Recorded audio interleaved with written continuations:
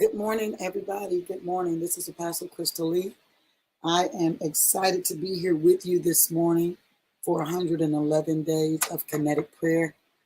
And we are still in our new series, A New Breed is Born. This is part 4.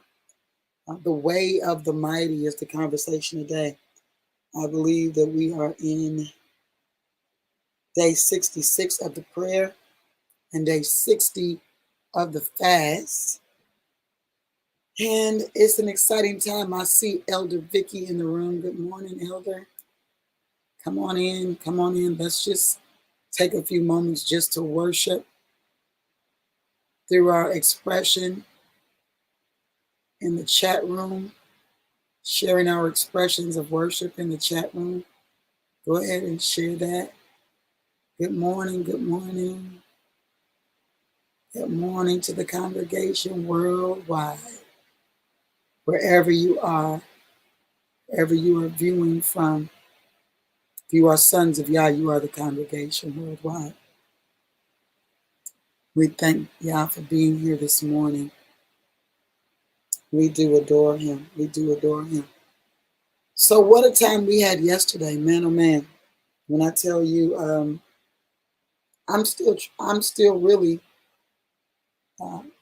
processing. You have the link, sister. I sent it 2 days ago. I'm still processing what's happening in this season of my life. And I know the Father said we would be like those who dream. But that's not a lie. That's real serious. Real serious. And I'm going to see if I can resend you this link because I know I sent it to you. I sent it to you when I created it, which would have been 2 days ago.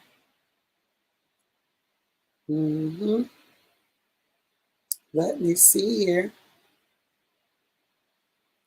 Yep, Psalm 126 talks about the Father restoring the captives.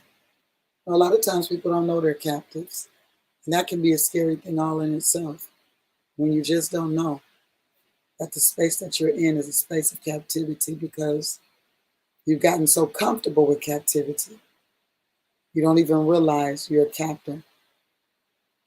They've got some names for those kinds of things when you fall in love with your captor. Okay? My goodness. I'm pulling this up now, Prophet.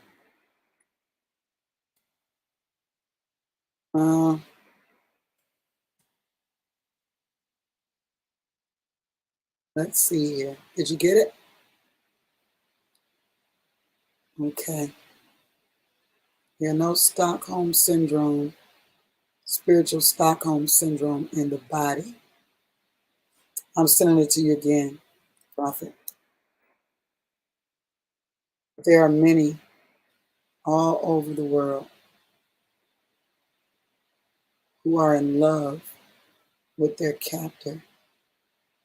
One of the things that I love about David is that he said, listen, ain't gonna be no captivity around here. Okay? I love it. He said, no, sir.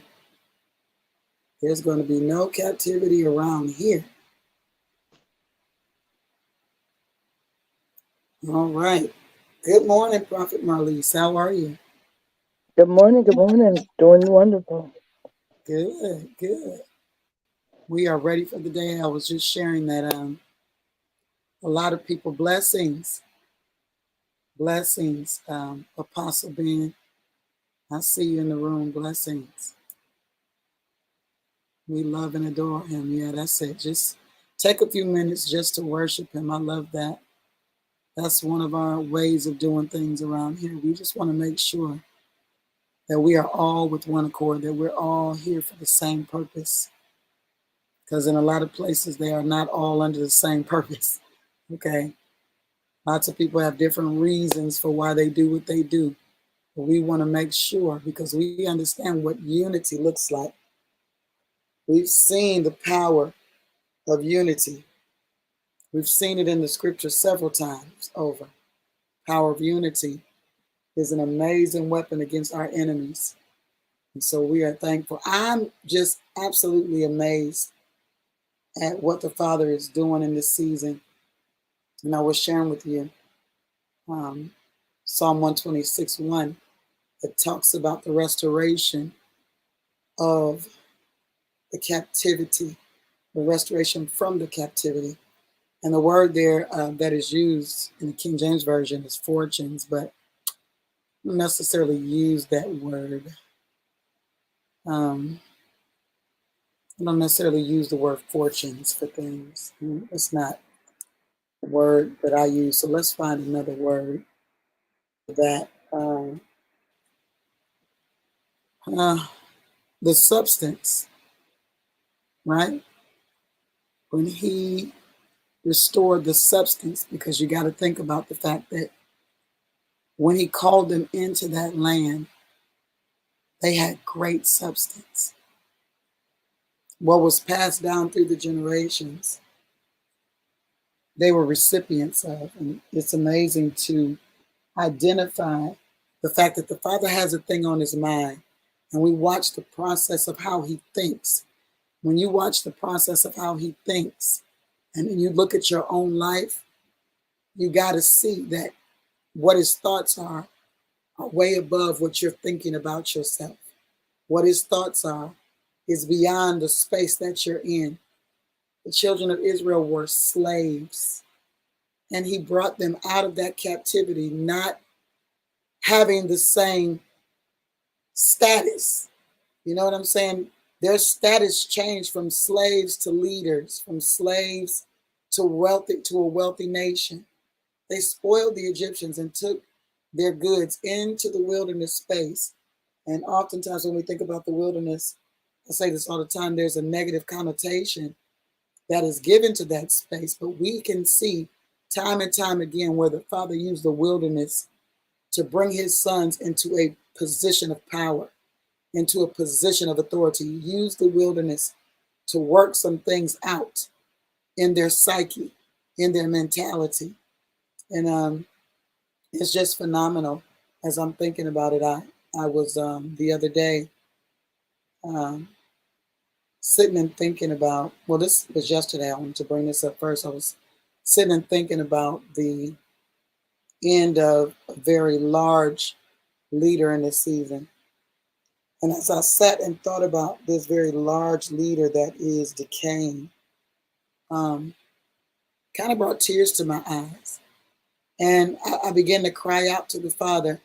And the words that I began to say was, I want to finish. I don't want to be in a space where the Father begins to give me revelation, and I take the revelation that he gives me to suit a fleshly position that I've taken on, or some kind of flesh identity that I'm taking on. Because when I look at this leader, I see that the Father was desiring to reveal something to him that was so powerful, because he began to have a conversation, and I can see where the conversation went left. Began to have a conversation with him that was supposed to reset the body. But because he was under the edict of the industrial complex, and he was actually being used to herd all different nations into an identity of that industrial complex, he never really left the industrial complex. But what the Father was giving him revelationally was supposed to shift him out of that industrial complex and begin to create this whole new structure, this whole new dynamic concerning the body of the Mashiach. And he didn't go that way, because in all of the accolades, in all of the praise, in all of this that was available to him, he lost himself. He lost himself. And I was thinking about it because I shared this passage yesterday with these men of Sodom, and how even though supernaturally Lot, the door was open, and Lot had been pulled back into the house, and the door was closed, these men were struck blind. but they were still feeling for the door. And it's like this position that's being taken in the earth by the way of the ideology of the various religions, the various religious industrial complexes.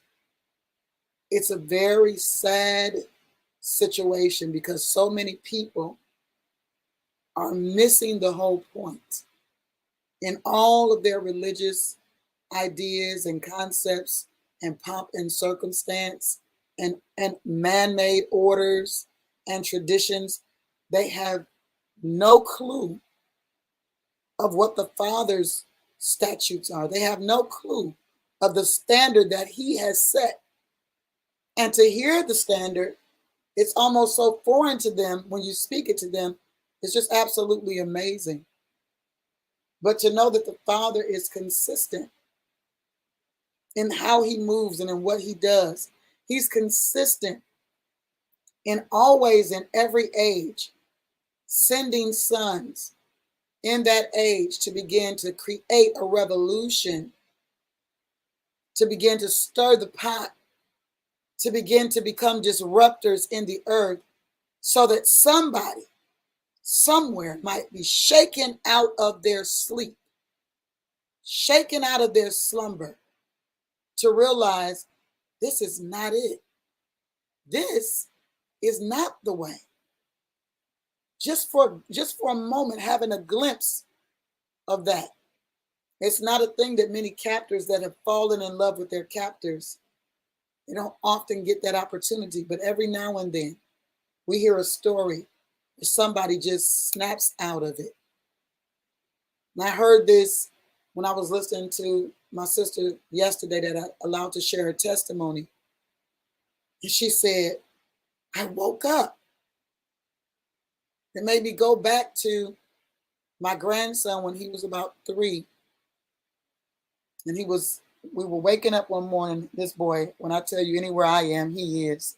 So of course I don't have a bed to myself because my grandson feels like my bed is his bed. So that's where he's going to sleep if he has anything to do with it. So he woke up one morning, and in like fashion of prophetic beings, he woke up and he was declaring, wake up, wake up. I mean, he's shaking his hands and his head, and it's just like a person would think of it as coming out of nowhere. But because I understand the prophet, because I am a prophet, I understood that there was a decree that was being made in the earth that even the child had need to release. This was several years ago. And it was just such a powerful thing. And I'm thinking about this leader, and I'm like, this is sad that even in a final address, man, I'm like, this adversary has deceived him to the very end. Because, sometimes what happens at the end when people are going in and out of these spaces and they're, being translated and, all of these different things, they begin to see stuff and they come back like, oh, no, oh, hell no, I'm not doing that. So let me make the correction. They want to make a statement before they close. No, I believe that I've missed something. I want you guys to go back over what I've said and to understand that everything that I spoke was not all from him. Some of it was from my desire. Some of it was no remorse. Just like, let me just keep this discourse. Let me just keep this appearance. And it's such a scary thing.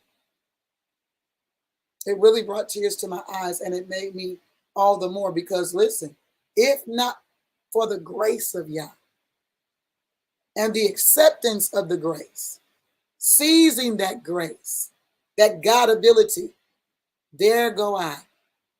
There go all of the sons of Yah in that same line of deception. It's a strong deception. Money and power is a strong deception, but those of us who have waited for this hour are going to understand that the way of the mighty is not the easy road. We're going to be able to make clear to people the way of the mighty is not the easy road. However, if people can hear and they can receive, perceive, accept, then they'll have a different expectation. But that comes from people being able to hear when the Father is using a vessel to release, not just getting excited about it, not just being, all happy about what's being said because it's different, but really being able to understand that I need to, as the Bereans, dig this out. I need to identify the truth of this matter, and I need the truth of this matter to become a part of me. Even in this time, even as the Father has led me through many different phases of life and many different phases of prayer, many different phases of, just understanding identity, and many different phases of all of these things. There is still yet things that he's adding to me. I'm still yet learning things. And I have never arrived at the fullness of my arrival, because that'll only be in that time when everything is made new, that I am able to arrive in the fullness. But I'm on my way consistently to that space. And so I'm never in a space where I'm thinking I have arrived in a space and there's no need for expansion. That's the mindset of the industrial complex. Here's the space. This is what we do. And there's no need for expansion. There's no need to change anything. We have arrived. And if we just keep doing this, then we will achieve the thing that we're trying to achieve. It sounds like the Tower of Babel to me. All of it sounds like Babel. This is why the Father said, come out of her. What is he talking about? Come out of her, my people. He already told us about the world. He already explained to us the world. He's not talking about just what we consider the world. He's talking about the mindset, the ideas of the religious industrial complex. Come out of there. That is the mystery of confusion. It is mystery Babylon. It is the great whore who has deceived the nations on so many levels. We got to come out, because it's the only way for us to come up. We've got to come out. And you got to realize that the master only went to the synagogue to teach. He didn't go there to hang out. Nope. Not when he came into his ministry. He didn't go there to hang out. No. He went there to teach, and he came out of there to do. He went in to teach, not to learn. Because a lot of times what happens, and I've seen it over the history of my life, the Father will begin to raise up a people. He'll begin to pour in the oil and the wine, and they'll go into one of these spaces, and everything is turned around. Things begin to delay. Why? Because it's too much contradicting information. It's too much oppositional information, and it begins to fight. And then what else begins to fight is our compassion for people. It begins to fight with us. But we've got to make decisions to know what the will of Yah is for our lives, and to step into the very dimension that he's calling us to. And sometimes stepping into those dimensions means separation. And it is what it is. I've done my best and tried my hardest to try to go around this, and every now and then I say, well, maybe I'm wrong. And the Father saying, no, ma'am, no, daughter, it is what it is. You've seen this since your youth. It is what has been defined is what it is. And I'm no longer in that space now where I'm trying to deny what I see. Against all of the lost identities of these others, my prayer is that they find him so that they can find them. Because I know what he's calling the sons to do in this season. And it's not to just sit around the tables with people who are going in all kinds of directions. I would rather sit at the table with publicans and sinners. At least they have made up their mind the direction that they're going to go. At least they have a service to only one God. But I'll tell you one thing, When sons sit in the midst of those kinds of people, they're not doing what they normally do. Contrary to popular belief that wants to be a part of those world systems and is doing everything they can to be like them in order to have access to what they have access to, right? We have never had to compromise. Never. Sons never have to compromise. My sister said it yesterday. She said all these other women in the industry, in the trucking industry, and it's so true. And in many industries, in order to be a lead, they got to be a whore. And the father's saying, listen, I don't need my children to represent whoredoms. I need them to represent the wholeness of the relationship. Prophet Marlise? Amen. Good morning. Yes. Hmm. You talking serious this morning? Yeah, yeah. And I do understand because It's what it was like the other day with me coming out of a dream, weeping and wailing and moaning yes. I stay in that space. for the people, Yes. and because Mm-mm-mm. the need to be attached, the need to be A a part of part of something. something. Yeah. Because we have detached ourselves from other structures that we're supposed to be unified to. We separate ourselves from family, True family. true family. Yeah. So we seek to be a part of some other stuff. Yeah. We feel like, and we have accepted that that ideology of me against the world. Mm, I'm an island unto myself. I have to do. mm, I did this all by myself. mm. Self-made. Those things, self-made. Yeah. hmm And what happens is we create a empty space or a gulf, Mm, and then we search out what has the appearance of right mm. to cloak or to cover Yeah. that which we are, are operating in. That's not right. Yeah. And Mm, so we build ourselves in accolades. We build ourselves in knowledge. We done been to this school, that school. We completed this with this degree, mm. this cum laude, and all this. Yeah. Yeah. Nothing wrong with acquiring those things, but you do it with the intent of being placed on pedestal. Yeah. You do it with the intent of being placed in certain positions of command. The intent is for control. The intent is so I can tell, I can do, I can this, so I can get, so I can. And there's nothing wrong with taking care of you. But when the only factor is you, Oh God. when the only subject is you, That becomes a problem. it becomes an issue. It's problematic.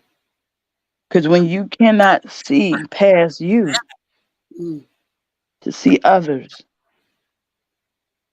yes, good to have focus. There's nothing wrong with focus. I'm not speaking of these things like that. You stayed on the straight and narrow for you. But now, how much of this was God? How much of it was His instructions? How much of it? mm. There you go. And what fruit did it bear other than your self accolade? There you go. What benefit did it get other than you being exalted or praised? What benefit did you get Mm, other than you being the famous one? mm, What other fruit have you produced other than you? mm,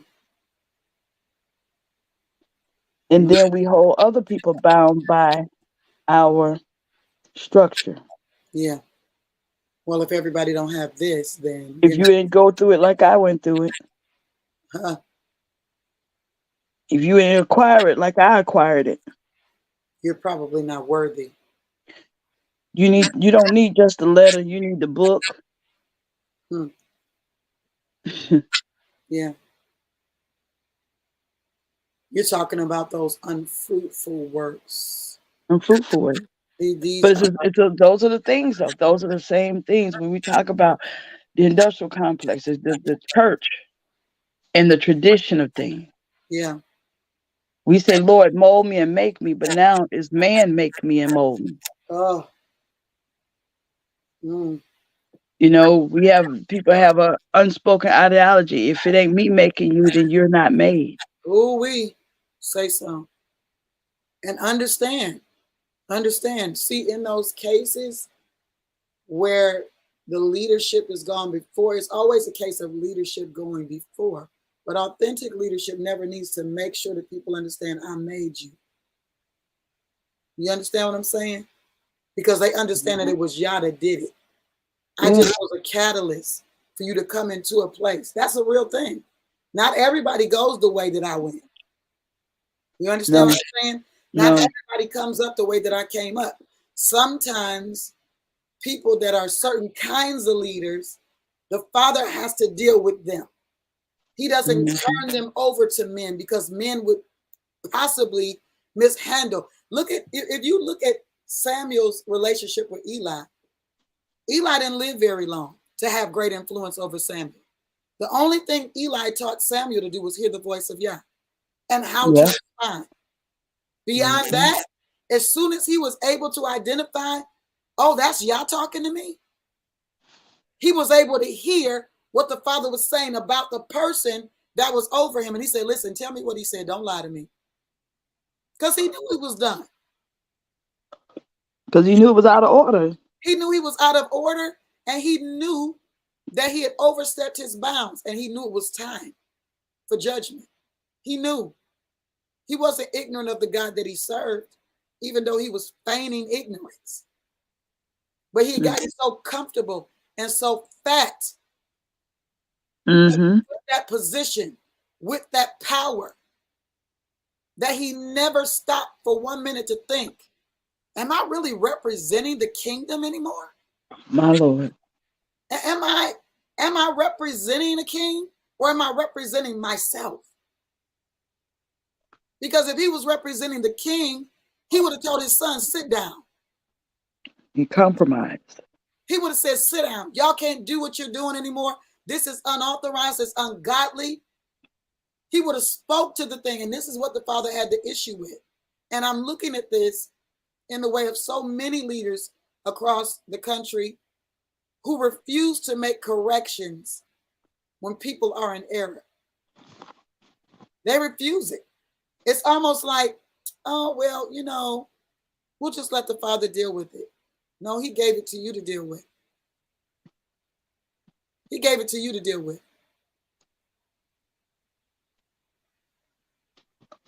I said something yesterday about the prophet. What did the Father say of Moshe? He said, yeah, ask the prophet to pray for you. Tell him, Mm-hmm. he'll get you straight. Mm-hmm. Like, I don't have no dealings with you. I just wanted to let you know, don't touch my girl, okay? It's an Abraham. Yeah, Abraham. It's Yeah, Abraham will restore you. yeah, the prophet will restore you. No worries. Mm-hmm. He'll pray for you. And when we Mm-hmm. realize who we are and we step into that dimension, it won't matter what we're challenged with or what we're facing. You remember he used to tell the prophets, don't worry about their faces.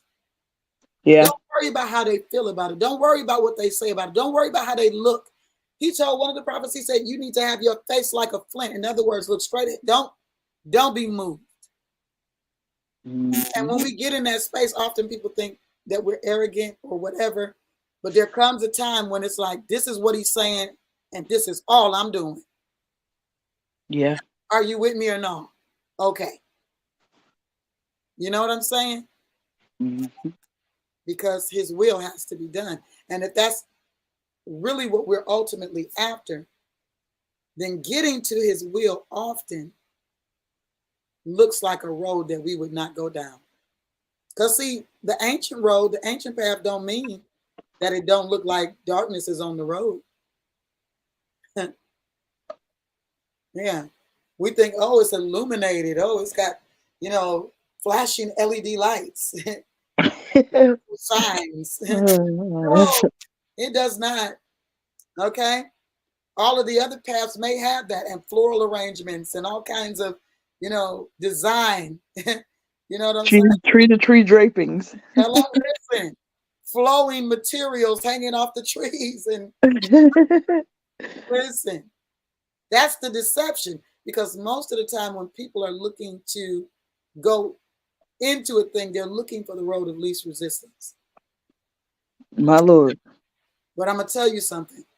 I am thankful for the sons that did not compromise, because we had to go through the fire. We had to go through the flood. We had to go through the winds. We had to go. You understand what I'm saying? We had to be under the soil. You know what I'm saying? We walked through some things in order to become what we're getting ready to step into.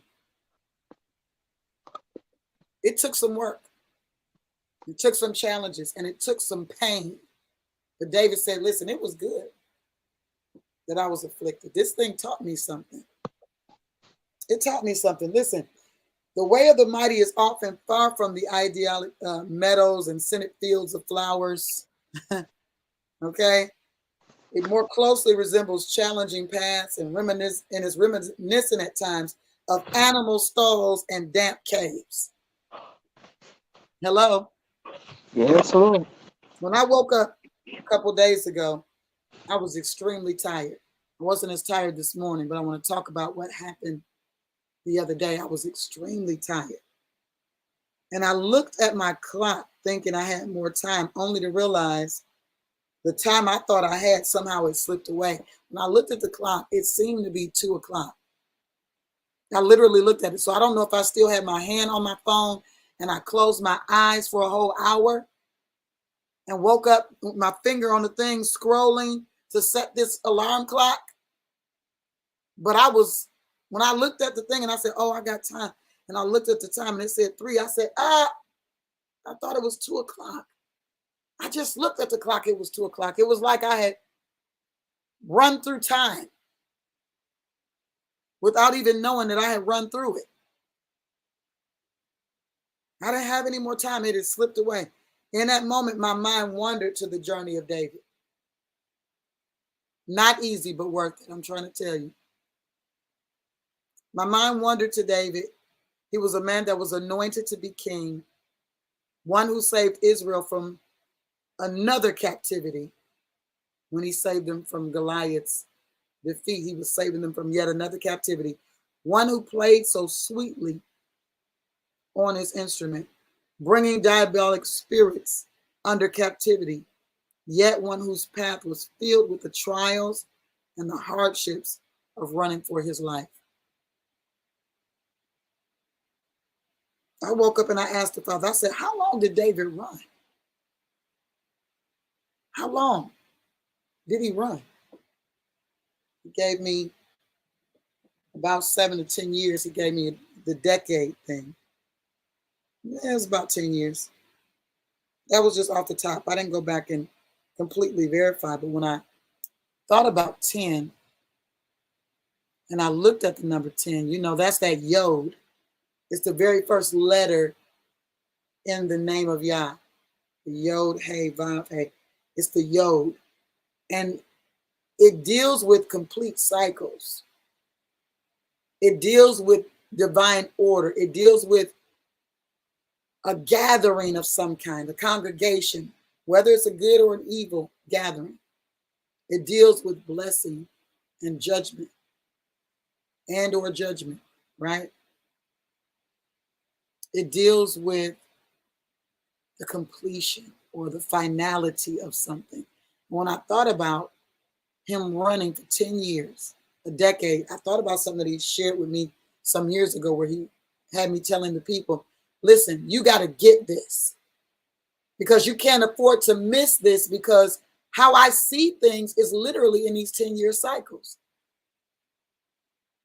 I see them like in decades. And if you miss it in the decade, then you're going to go right back through it And you don't know if you're going to get another opportunity to get back to it. But what happens inside of that decade begins a whole cycle for the next decade. So if you get in the decade and you start doing other stuff, you start going left, then what you're doing is you're getting further and further. You're spiraling down. Remember, we were talking about the spiral. You're spiraling down, which means that when it's time to get up, then now you got to spiral back up. And you got to be advanced faster and harder in order to push past the place that you were last at. I mean, it's not worth it to miss it. No matter what the cost is, it's not worth it to miss it. Here David is running for 10 years. He's been anointed to be the king. His journey to his destined place was neither swift nor easy, though. But he persevered in the face of adversity. He was carrying something that had to be born. It had to be born. And I feel like I had changed this the other day, and now I've changed it back to something else, but it's okay. It's okay. His way was not easy, but it was certainly worth it. He was carrying something that had to be born. When I was reflecting on David's determination, can you guys still hear me? Yes. Okay. I was reflecting on David's determination, right? And I found my inspire to rise the other day when I was really tired. I found the inspiration to get up and to prepare for the time of kinetic prayer, knowing that the discipline that I was enduring, that we are enduring, is Abba's way of molding us for our destined place. There's a destined place.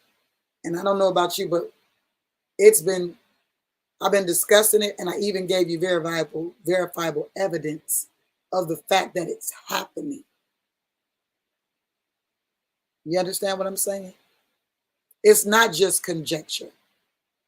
It's not just talk. It's not me saying or trying to project or trying to overlay an idea that I came up with because somebody did something. I'm overlaying my thought over that. Well, this is why this happened. No, these things are verifiably true.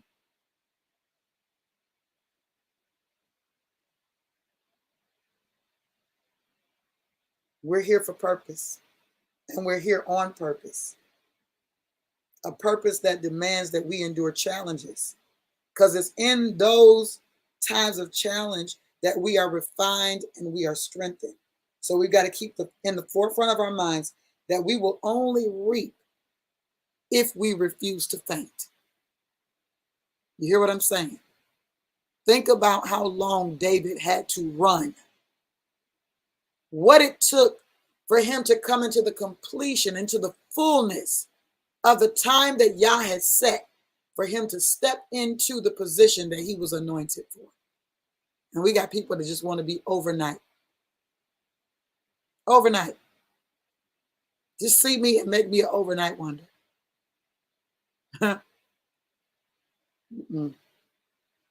No. Abba made a promise to David, just like he's made promises to us. And the acceptance of that promise forms our expectation, an unwavering faith that produces extraordinary and seemingly impossible results. Because here's the kicker. So when you're thinking you too ordinary for the job, when you're thinking you too regular for the exploits, when you're thinking you too common for the uncommon, remember this: Abba never selects individuals based on their qualifications. Never. He never picks them based on that or the measure of their abilities in the eyes of men. We know what happened. Samuel went to Jesse's house, and as he sent all those boys out there. All of them had a specific look that would have fit what they would have thought would have been the look of a king. But they were only dealing with the external factor. But what the Father was after was the internal factor. And this is indeed what he's always been looking for.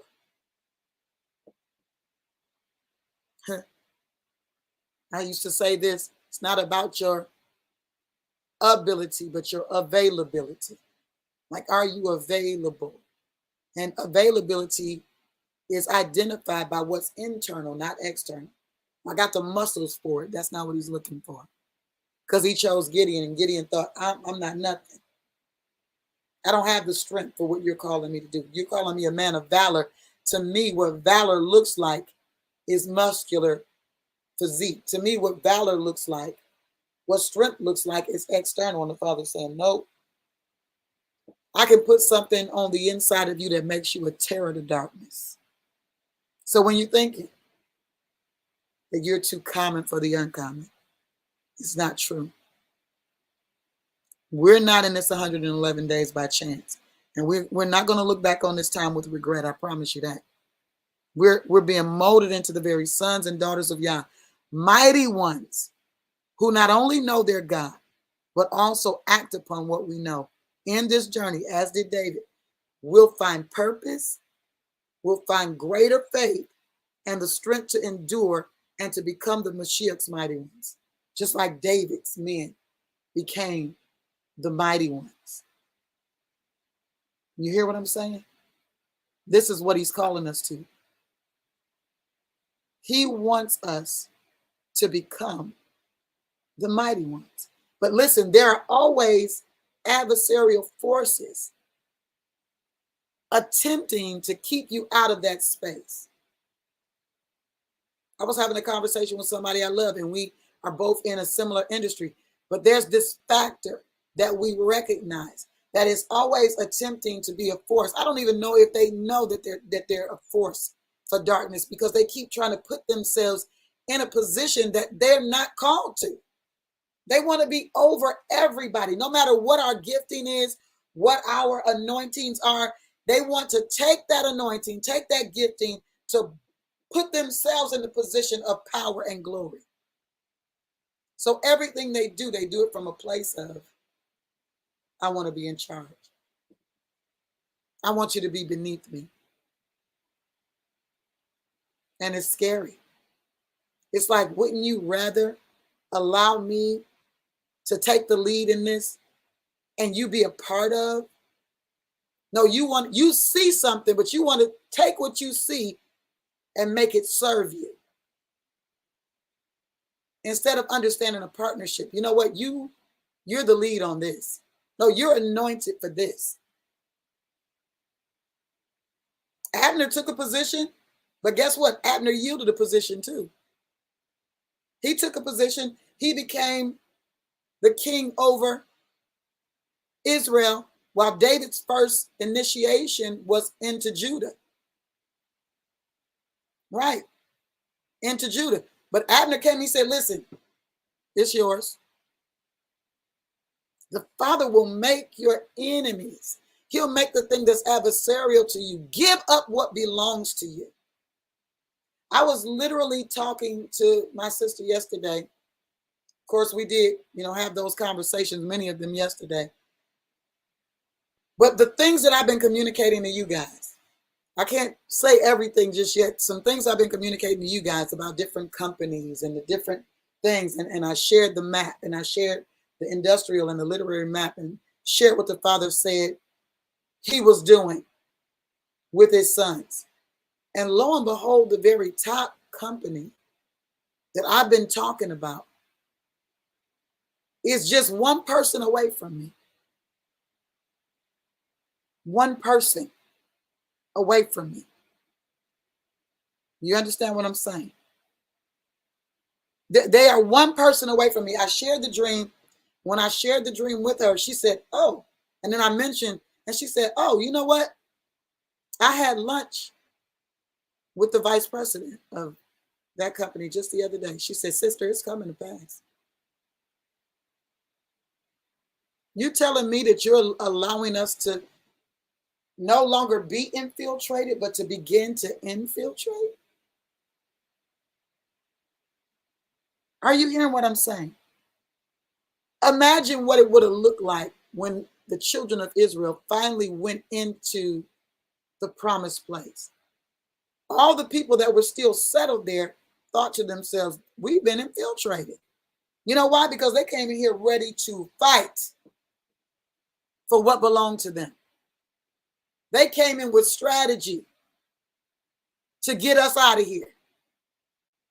Not all at once, but understand, if I do a little bit at a time, then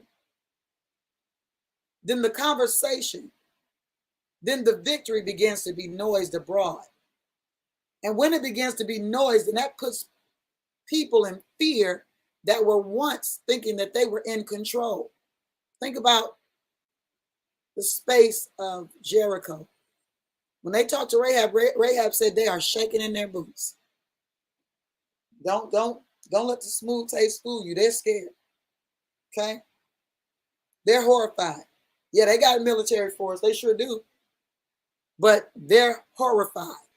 They've heard of the exploits. They've heard of what has been done to the other nations. They've heard it. And now to know that they're next in line is horrifying to them. The way of the mighty is not an easy road, but it's a great and effectual door, as Paul said in 1 Corinthians 16, that's in front of us with many adversaries.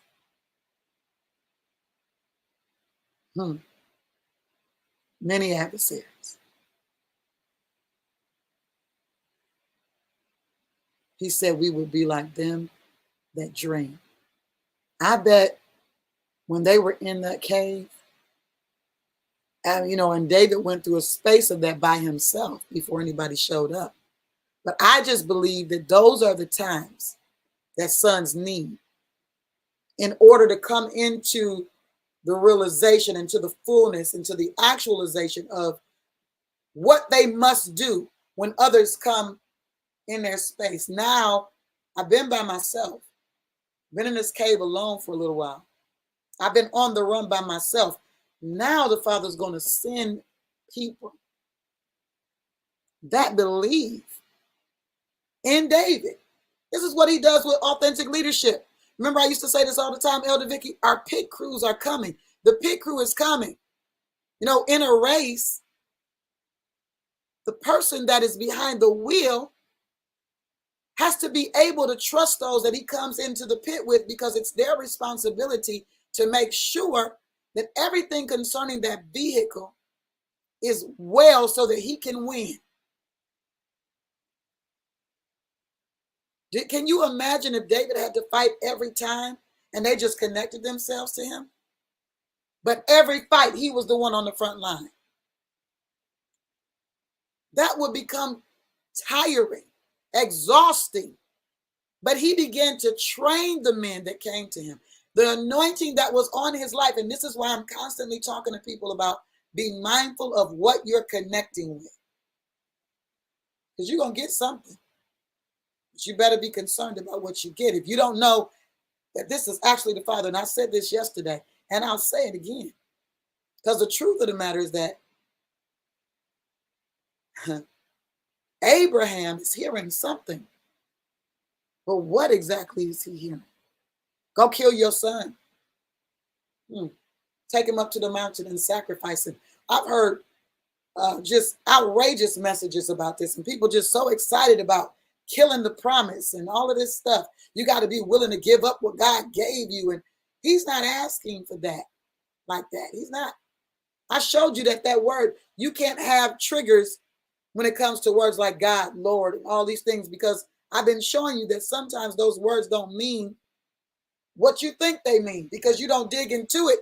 You naturally assume that this is what this is, and that's not what it is. The word says that Abraham, that Elohim, this is a plural, not Yah, but Elohim, which means gods, which means, something else, often something that's adversarial. Communicating with him, take your son up to the mountain. Now, why was he still called the father of faith? Because even though he was following this voice, and he followed it for a minute, because he even followed it to get to the destination,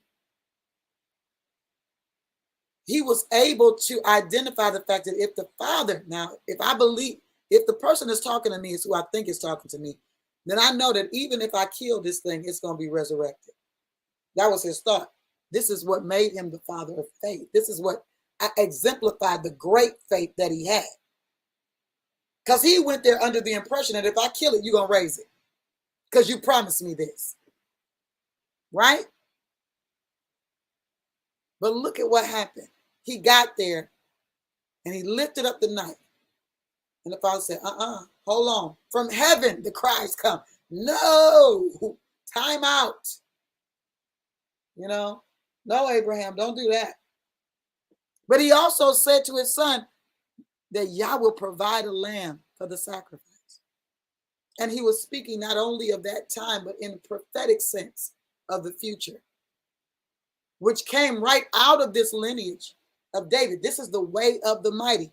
All of these trials, all of these things are the preparation. And you got to think about the fact that when one goes before you and they establish the space, because they've established an altar, they've established a relationship with the Father in this space, they've established something here. Now, when you come through this place, your way is a lot easier. We talked about this the other day. How this idea of I got it, now you get it the best way you can. No, that's not lineage. That's not legacy. It's not. The way of the mighty is to pass down what's been given. Because I'm going to give you what I got. I want you to be a recipient of what I'm carrying so that you can help me carry the weight of the situation. David didn't have to fight all those battles by himself. Nope. He got captured. He was taken into a space. He was almost captured, I should say. He was in a space with the king of the Philistines. And people were like, this is David. David said, not today. He went into a whole nother space. He became an actor extraordinaire, okay? Foaming at the mouth and looking crazy. And he said, if y'all don't get this crazy man out of here, I know that ain't David. When he got out of there is when he went to the cave. You understand? And for that season, spent that time. But in that time, he was being prepared to become the shepherd that he had always been. But he didn't have to fight every battle by himself. He gave of himself to the people that were around him. He didn't hold back. People hold back all the time. And sometimes people just don't even know. But they faking like they know. And that's one of the scariest things when it comes to leadership. When you don't know, why don't you just say you don't know? We don't feign like we know something. Oh, I shouldn't say we because I don't speak French. But the feigning is just so fabulous, you know. I'm looking the part. Prophet, you talked about that. But that's not the way of the mighty men, because it don't matter what I look like. Listen, they came all sorts in debt, just down, just derelict almost, you know, outcasts. And because of what they came to, they were transformed. I've looked at some groups of people over the last month or so, you know, different people that I've been connected to. And I'm looking at the groups and I'm like, these are, the word motley crew just kept coming up. I sent that to you the other day, sister. Motley crew. My Lord. Y'all know what a motley crew is? I pulled the definition back up. I was like, Lord, have mercy. A group of chaotic people, confused people, Yeah. no direction, misguided. I was like, motley crew, Father. Wow. A group of fools. Mm-hmm. This is what his thought was. Because I don't use that word. I'm like, an unusual mixed group.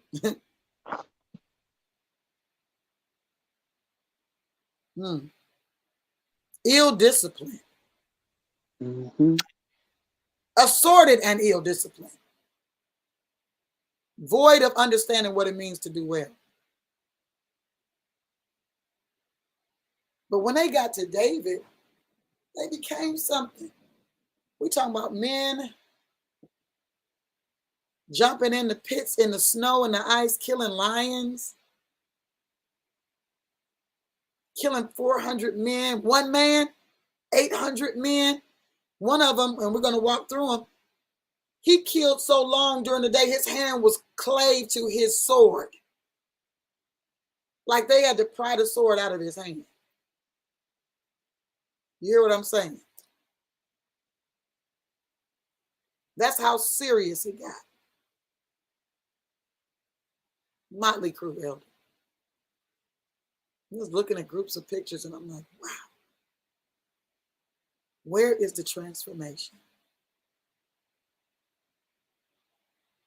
Where is the restoration? Why they look like that? Because the God I serve gives beauty for ashes. You understand what I'm saying?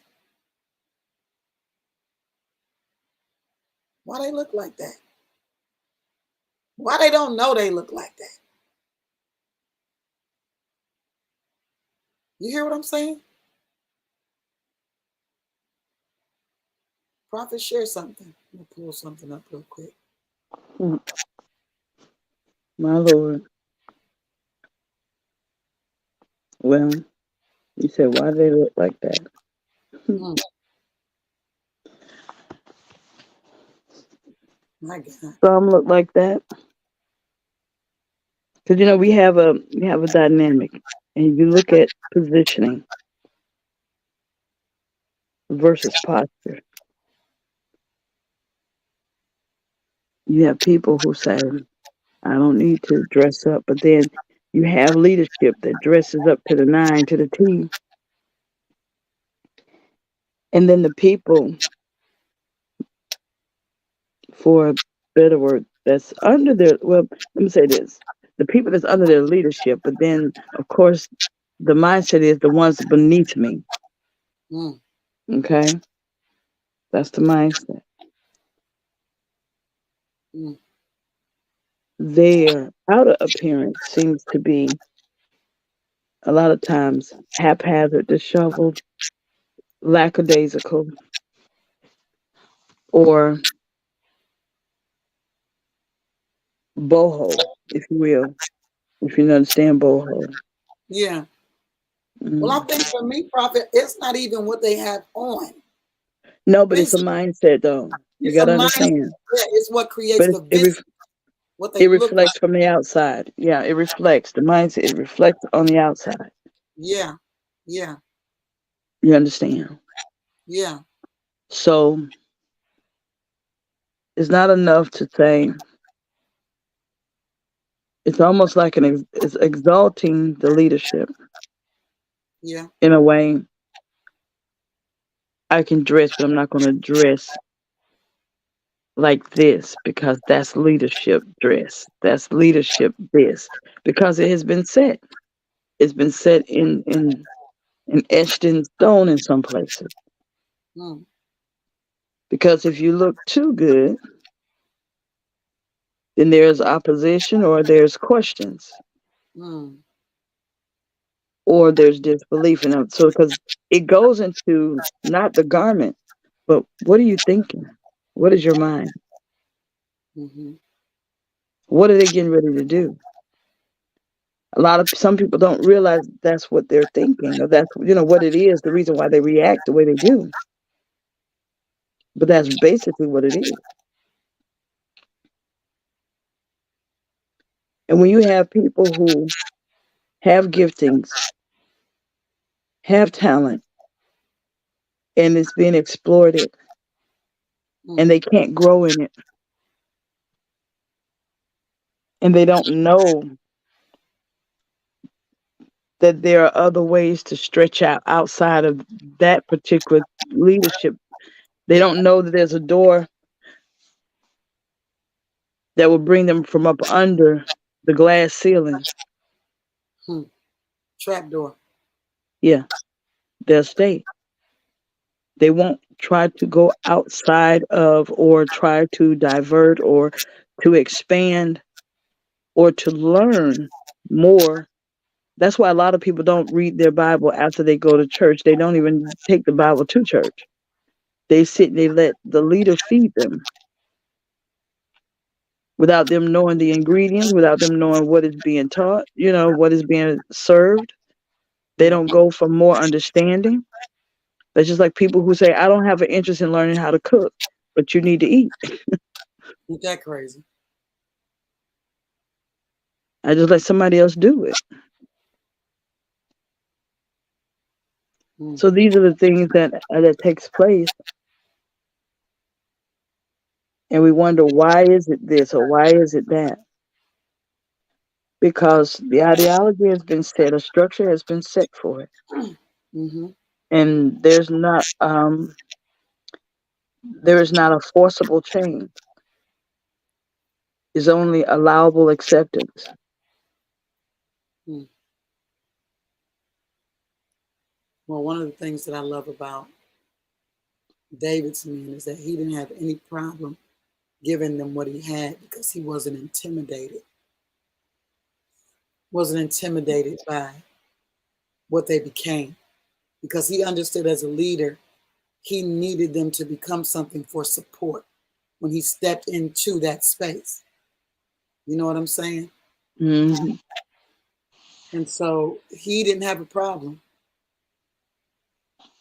He didn't have a problem. That's indicative of authentic leadership. That's indicative of godly leadership. No problem with you becoming, because you becoming supports everything. And not only do I need you to become, but I need you to go faster and further. That's why I'm giving you what I'm giving you, so you can go faster, further. You can get to where you need to get to. You don't have to take the same. It don't have to take you 30 years. It don't have to take you. You know what I'm saying? Correct. Because I can just give you what you need. Now you're gonna have to identify how to use what I give you.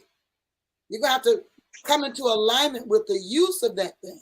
That's what Elisha had to do. That, remember, because he received the mantle. But baby, he had to cross back over that Jordan. He had seen the crossing done, but he had never been the one that initiated the crossing. So that's the thing that a lot of times people fear, because you haven't initiated the crossing. Now I don't know, I'm not sure. Stop it. The way of the mighty is through this wilderness place. But while you're in the wilderness, you're not thinking of yourself that you're less than anything. That's what the adversary, listen, prove who you are. If you be the son of Yah,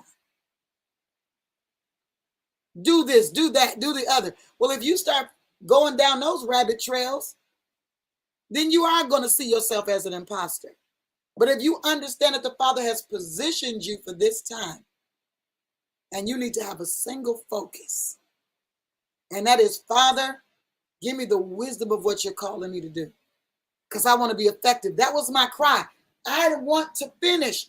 I don't want to fail because you're revealing things to me, because I'm seeing things. I don't ever want to take what you're giving me for the purpose of leading a people out of captivity to just take them in a circle to go right back into the place from the other end.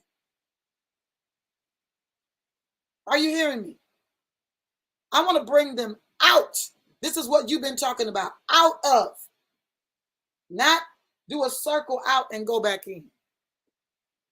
Now they think they didn't came out, but they're in the same town, just on the other end that they never been to. Another level of captivity. This band of quote unquote rejects that came to David, I love it because it says they came where he was. His family came where he was. They believed in him. They believed in who the Father had anointed him to be. And because of it, they were in positions when he stepped into his throne.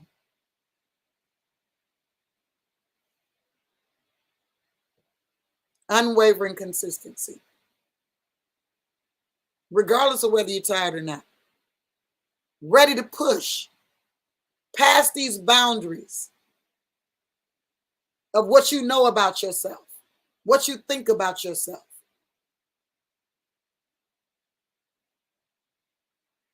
We're going to come back to this tomorrow. We're going to dive into some scripture. He just wanted me to talk today. But I think I do want to read this to you before I go. I think I do want to read something to you.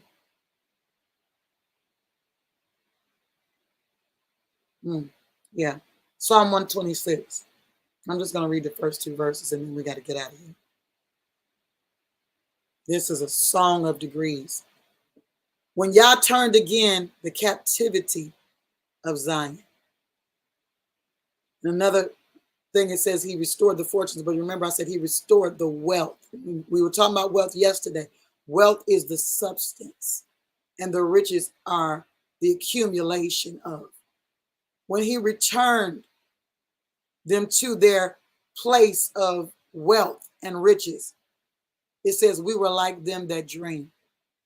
Then was our mouth filled with laughter and our tongue with singing. Then said they among the heathen, Yah hath done great things for them. Yah hath done great things for us, whereof we are glad. Turn again our captivity, Father, as the streams in the south, that they that sow in tears shall reap in joy. He that goeth forth weeping, bearing precious seed, shall doubtless come again with rejoicing, bringing with him the harvest, the sheaves. It reminded me of that word that my grandmother gave me. Listen, baby, cast your bread upon the waters. That's that same thing. Took me years to identify, what does that mean? Said if you water the seed, it'll bring forth a harvest. Cast your bread, meaning you don't get bread without seed. He gives bread to the eater and seed to the sower. So you got the seed that comes before the bread. And all the scripture did was jump to the bread. You got to cast your bread. What you're getting ready to create has got to be watered first so that it can bring forth a substance. And that substance will be multiplied. Listen, we love you so much. I'm thankful for this time that we shared this morning. We're going to go back through this tomorrow. A new breed is born. It'll be part 5. Shalom, brother. And we'll go into some scripture because I want you to see the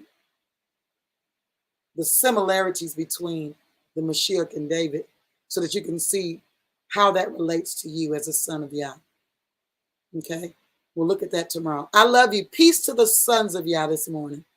And until we meet again, remember, the body is not a me thing. It is a we thing. Love you much. Shalom, shalom.